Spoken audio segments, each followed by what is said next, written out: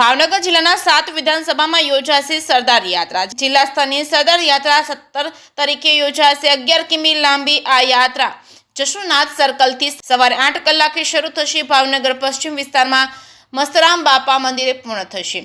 યાત્રાના રૂટમાં અલગ અલગ સ્થળો પર સાંસ્કૃતિક સ્ટેજ તૈયાર કરવામાં આવશે। આ યાત્રા વધુ વિશેષ એટલે બનશે કે કારણ કે અખંડ ભારતના સરદાર પટેલના સપનાને ભાવનગરના મહારાણા કૃષ્ણકુમારસિંહજીએ પહેલું રજવાડું સોંપી સાકાર કર્યું હતું।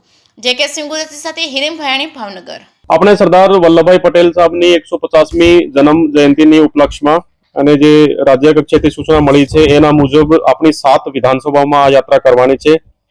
આમ દરેક વિધાનસભા વિસ્તારમાં માનનીય ધારાસભ્યશ્રીની અધ્યક્ષતામાં પ્રેસ કોન્ફરન્સ પણ કરવાની છે, પરંતુ આજે જે આપણો જિલ્લા સ્તરનો કાર્યક્રમ છે આ 17 તારીખે માનનીય જીતુભાઈ વાઘાણી સાહેબ જે આપણા મંત્રી સાહેબ છે એના મત વિસ્તારમાં ભાવનગર પશ્ચિમમાં થશે।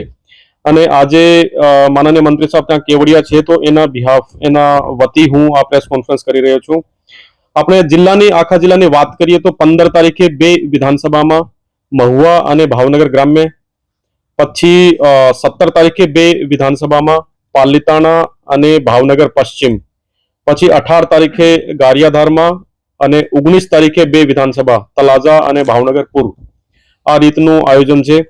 જિલ્લા સ્તરના કાર્યક્રમની વાત કરીએ તો આપણા જિલ્લા સ્તરનો કાર્યક્રમ લગભગ 10 થી 11 કિલોમીટરની યાત્રા થશે, જે જશોનાથ સર્કલથી લઈને અને ચિત્રામાં જે મસ્તરામ બાપાનું મંદિર છે ત્યાં સુધી આ યાત્રા મીન્સ કે થશે।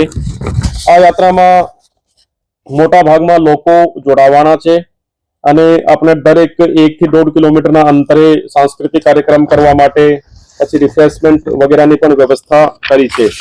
સાથે જે રાષ્ટ્રીય નાયક છે એની પ્રતિમાને ફૂલહાર પુષ્પાંજલિ અર્પણ કરવાના અને લોકો જોડાય આ પ્રકારની આપણે તમામ વ્યવસ્થા આ યાત્રામાં કરી છે। અને આ યાત્રા સવારે 8:30 વાગે 17 તારીખે સવારે 8:30 વાગે જે જિલ્લા સ્તરની આપણી જે યાત્રા છે આ જશોનાથ સર્કલથી શરૂ થવાની છે। તો તમામ ભાવનગરના લોકોને મારી અપીલ પણ છે કે મોટા ભાગમાં આ યાત્રામાં જોડાઈને અને આપણે સરદાર પટેલ સાહેબને સાચી શ્રદ્ધાંજલિ આપીએ। અને આમ મને કહેવાની જરૂર નથી, કારણ કે સરદાર પટેલ સાહેબનો ભાવનગર સાથે એક ખાસ સંબંધ પણ છે કે ભાવનગરના જે રાજા હતા કૃષ્ણકુમારસિંહજી એ સૌથી પહેલો જે દેશી રજવાડો હતો 562માંથી તો પહેલી જે મીન્સ કે સાઇન કર્યા હતા જે આપણે સ્વતંત્રતા પછી ભારત દેશને આપવા માટે, તો ભાવનગરના આ રાજા હતા। તો આપણા માટે આ જે યાત્રા છે 150મી જન્મ જયંતિ છે, આમ પણ એક વધારે કહી શકાય કે ગૌરવનો વિષય છે।